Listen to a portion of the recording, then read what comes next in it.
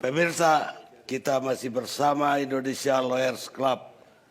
Sekarang giliran Gubernur Sumatera Barat, Irwan Praitno. Assalamualaikum warahmatullahi wabarakatuh. Selamat malam, ini sudah hampir tengah malam.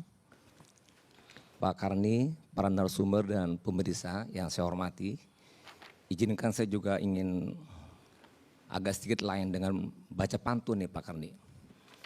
Pertama ucapan terima kasih saya diundang di ILC. Bango putih terbang ke ladang, terbang bersama seperti balap. Terima kasih saya telah diundang dalam Indonesia Lawyer Club. Ini tepuk tangannya bisa sekian puluh kali nih, karena banyak pantun mau saya baca nih. Elok ke Cakung naik Metro Mini, ke Kalimalang naiklah Patas. Saya tersanjung diundang ke sini, apalagi diundang Bapak Karni Ilyas. Jadi saya memang sengaja membiasakan pantun ini sebagai membudayakan dan melestarikan budaya kita juga. Untuk Pak Karni ada dua pantun buat Bapak nih. Elok digoni letakkan pinang, dibawa keranjang terasa berat. Memang Pak Karni orang Minang, dikenal orang di Sumatera Barat. Warna-warni sebatang janur, diikat dengan tali benang. Kalaulah Pak Karni calon gubernur diperkirakan pasti menang. Cuman dia nggak jadi calon, jadi nggak bakal menang nih kan. Kemudian saya juga tidak ingin mengomentari Ibu Puan Maharani, karena saya juga kenal baik dengan beliau, kenal juga dengan Pak Ahmad Basyara, teman-teman di PDIP waktu saya di DPR banyak satu komisi. Tapi saya berikan apresiasi atas ungkapan teman-teman untuk menjelaskan. Tapi kami tidak ingin menjelaskan dalam konteks hari ini. Anak bina seorang tuan bercengkerama di tepi pantai. Saya kenal baik Ibu Puan, sama-sama orang partai. Sehingga yang menafsirkan silakan Ibu Puan sendiri. Saya tetap berpandang positif. Dan juga ucapan terima kasih, kami didoakan. Dan juga kalau ada salah tentu kita perbaiki. Terasa sungkan bila dipertemukan, nampak sikap begitu reaktif. Hanya Bu Puan yang bisa menafsirkan, saya tetap berpandang positif. Kemudian bango putih mencari makan, masuk ke paruh ikan mas koki. Terima kasih sumbar telah didoakan, ada yang salah kita perbaiki. Jadi semuanya kita pandang positif. Cuman topik sumber belum Pancasila ini yang saya akan coba jawab. Sumber berarti ada dua. Pertama Pemdanya dan yang kedua masyarakatnya. Apakah Pemda baik provinsi maupun kota kabupaten belum Pancasilais? Maka saya akan tegaskan pastilah Pancasilais, tidak akan mungkin keluar dari Pancasilais. Dari segi dalil-dalil banyak sekali, Undang-Undang Nomor 12 tahun 2011. Jadi untuk peraturan perundangan itu harus menjadikan sumbernya adalah Pancasila. Undang-Undang Dasar 45 pasal 67, kita kepala daerah wajib memegang teguh dan mengamalkan Pancasila, melaksanakan Undang-Undang Dasar 45. Ini perintah Undang-Undang Dasar 45. Permendagri 80 tahun 2015, kemudian diubah jadi Permendagri 120 tahun 2016. Semua produk hukum yang kita buat, baik perda, baik peraturan gubernur dan sebagainya, harus diverifikasi, difasilitasi, dan dievaluasi oleh Mendagri. Jadi tidak mungkin kita membuat aturan yang mungkin intoleran, yang kemajemukan ataupun macam-macam. Tidak mungkin, karena dievaluasi dulu baru sah, baru kita pakai. Di luar dari yang menjadi rujukan, Permendagri untuk membuat APBD, di situ ada program-program kegiatan bahkan dicoret-coret kalau nggak cocok itu oleh Mendagri, kemudian kita sahkan untuk dipakai. Di luar itu ada istilah diskresi dalam Undang-Undang Nomor 30 tahun 2014. Jadi kepala daerah punya diskresi. Itu diskresi yang di luar dari apa yang telah diatur kita bisa buat. Itu pun wajib memperoleh persetujuan menteri. Jadi udah dikerangkeng semuanya. Kepala daerah ini nggak mungkin membuat macam-macam dan aneh-aneh. Tidak mungkin sama sekali. Ditegur pasti, dilarang dan nggak mungkin. Jadi diskresi pun juga diatur oleh pemerintah. Minta persetujuan menteri. Pacu kuda berlari-lari kuda di depan cepat bereaksi, fasilitasi perda oleh Kemendagri termasuk pergub dan juga diskresi. Kalau Laparnas yang butuh tentu terbayang dengan ikannya. Pemprov Sumbar selalu patuh dengan pemerintah yang di atasnya. Dan kemudian bagaimana konsekuensinya kalau kita melanggar? Undang-Undang Dasar 45 Pasal 78 kepala daerah diberhentikan. Ya, ini diberhentikan kalau kita melanggar Pancasila.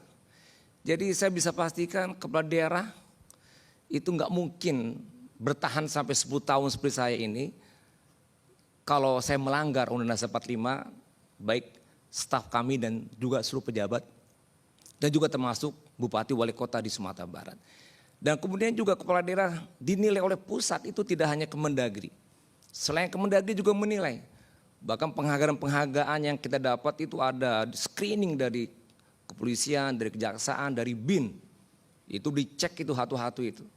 Nah sementara saya sendiri dapat penghargaan lebih 347. Itu pasti di screening, apalagi dari presiden itu pasti di screening. Jadi pastilah Pancasilais. Nah itulah suatu kenyataan bahwa di daerah juga ada Forkompimda, Kapolda, Kajati, kemudian ada Danrem, ada BIN daerah, dan juga ada DPRD dengan beragam partai, ada juga berbagai institusi vertikal yang bersama kita tiap hari. Rasanya saya tidak pernah ada teguran, kita Pemda Provinsi tidak ada ingatan dari mitra kita terkait dengan perjalanan pemerintahan yang melanggar, yang tidak sesuai dengan Pancasila, rasanya tidak ada. Kemudian juga ada catatan tahun 2016, di zamannya Pak Cahyokumolo Mendagri, ada menginventarisir perda-perda seluruh Indonesia yang kemudian dibatalkan yang terkait dengan pelanggaran-pelanggaran, mungkin ada juga perda syariah dan sebagainya. Di Sumatera Barat Pak Karni, itu tidak ada satupun perda baik provinsi, kota, kabupaten yang dibatalkan karena konten, karena substansi yang intoleran atau substansi yang sifatnya anti Pancasila nggak ada. Yang ada hanya karena faktor prosedur, karena faktor kewenangan, dan juga karena faktor teknis yang tidak sesuai dengan aturan pusat. Nah itu kondisinya. Kue dadar dari pangkalan dibawa orang ke Simpang 4, Pemprov Sumbar seiring sejalan dalam arahan pemerintah pusat. Elok makan di restoran Padang, menuju pulang membeli bubur. Semua kebijakan tak ada yang menyimpang, kalau menyimpang tentu akan ditegur. Nah ini sisi pemerintah ya Pak Kandi. Terakhir tentu dari segi masyarakatnya Sumbar. Masyarakatnya Sumbar. Memang betul Sumbar ini unik, memiliki adat tersendiri yang kemudian diakui oleh negara. Undang-Undang Dasar 45 Pasal 15B ayat 2, itu negara itu mengakui, menghormati adat tradisi daerah-daerah. Itu Undang-Undang Dasar 45. Jadi sebetulnya keberagaman, kebinekaan itu wajar. Yang tidak wajar kalau kita memaksa kehendak kita dengan kata-kata intoleran kepada yang lain, padahal dia sendiri tidak toleran. Atau memaksa menyebut politik identitas, padahal dia sendiri menggunakan politik identitas kepada orang lain. Atau dia memaksakan kehendak-kehendaknya, itu juga intoleran. Nah kita Sumatera Barat itu memang betul orang Minang mayoritas. Dan sangat homogen di Sumatera Barat, beda dengan di Jawa. Mungkin hampir 90% etnik Minang. Jadi ada keistimewaan, ada adat-adat budaya-budaya yang muncul di situ yang menjadikan kesatuan dari perilaku dan kepribadian dan karakter serta kehidupan. Dan ini keistimewaan yang diakui oleh negara. Dan itulah kebinekaan kita. Bunga pepaya boleh digulai di bawah anak dari bawang. Ada budaya dan juga tata nilai, masing-masing punya keistimewaan. Melewati lurah jalan ke ladang, ladang ditanam buah pepaya. Keistimewaan daerah dihargai undang-undang dalam negara kesatuan Republik Indonesia. Kita lihat pengamalan Pancasila. Tadi sudah disebutkan tokoh-tokoh kita dan sebagainya. Dan saya malah justru penggambaran masyarakat yang Pancasilais itu adanya di Sumatera Barat. Nah contohnya misalnya apa? Sila ketuanya Maha Esa, ada petata petiti tadi, ada badan syara bahasa kita bolo, ada yang mengatur cara memakai. Mau diapakan lagi, saya belum lahir pun udah begini. Bahwa adat itu syariat. Syariat itu kita bolo, mau diapain gak bisa, saya protes. Dan ini kenyataan semua prosesi adat itu dengan agama. Nah jadi bagaimana kita kalau seandainya ada yang kemudian menjadikan budaya ini di luar daripada Islam. Dan pada tuh Karni pasti tahu kalau dia beragama lain dari Minang langsung dikeluarkan dari Minang. Siapa yang salah? Itulah budayanya, mau diapain. Kita hormati aja, kita hargai. Bali dengan nyepinya menyatu antara agama dengan budaya, kita hormati. Tidak pernah kita menyebut Bali itu intoleran.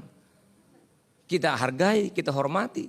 Kita tetap diam, tetap kita tidak bereaksi pada saat nyepi itu. Jadi kondisi-kondisi demikian, saya lihat tentu juga satu hal yang mungkin juga menjadi saling memahami dan saling mengerti dan saling menghormati. Sehingga demikian kita bisa ikanya dengan binekanya dengan ikanya begitu. Salah ke Tuhan minta tobat, salah kepada manusia minta maaf. Kesudahan adat kabalerung, kesudahan manusia ke akhirat. Ini juga contoh ya ABS SBK yang menjadi satu temurun dan bagian dari budaya yang ada di Sumatera Barat. Buah nangka, buah belimbing, ubi keledai dibelah-belah. Abis SBK sudah mendarah daging. Ada bahasa ini syarat bahasa ini kita bulah. Kemudian kemanusiaan yang adil dan beradab. Seiti sayam, sesaki sasanang, sahino samalu, manan ado samu dimakan, nan indah samu dicari. Ini pun juga menggambarkan bagaimana sila kedua. Sila ketiga Persatuan Indonesia. Tadi sudah sering disebut, di mana bumi dipijak, di situ langit dijunjung. Di Pace Arek di Gangam Taguah, Bidu lalu Kiamang Betawi, banyak lagi Pak Karni, saya rasa tahu betul Bapak, ini menggambarkan kesatuan, kebersamaan, saling berdampingan, dan buktinya saya mendatangi dan kita tahu orang Minang adalah perantau, tidak ada satupun di mana orang Minang berada di rantau konflik. Sebutkan kepada saya di mana ada konflik, tidak ada. Ada umpama di mana kandang kambing dia mengembe, kandang harimau dia mengaum. Begitulah sangat adaptif dan sangat toleran. Sehingga demikian tidak ada konflik sebetulnya. Dan ini bisa kita buktikan di Sumatera Barat ada konflik. Oh dulu ada persekusi. Oh dulu ada melarang ibadah. Coba tanya ke polisi. Pak Kani juga udah telepon saya tanya ke polisi. Tidak itu yang terjadi. Provokasi. Itu kalau ibadah Natal gak boleh itu kan di Damasraya. Bupatinya orang PDIP, Pak Sultan, Pak Ateri, saya telepon, enggak ada urusan dengan pelarangan, dibolehkan kok.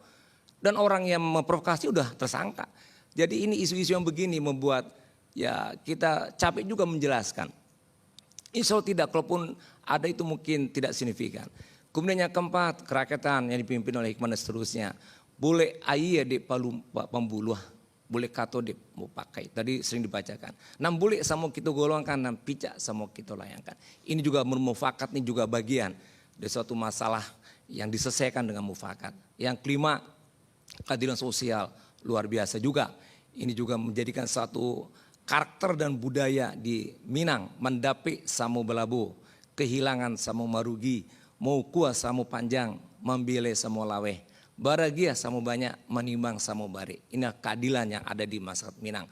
Kemudian isu-isu yang berkembang yang lain mungkin tidak perlu kita bahas. Tapi saya sebagai gubernur mungkin bisa menjawab.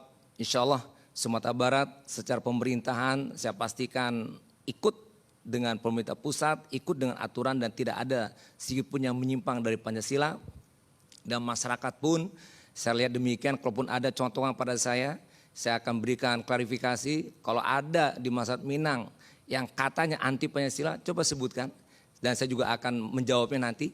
Dan insya Allah kita sama-sama saling memahami begitu indahnya kita hidup, beragam kita, berbeda kita, tapi kita saling memahami, saling menghargai, saling menghormati, dan kita bersama satu dalam komunitas luar biasa itu.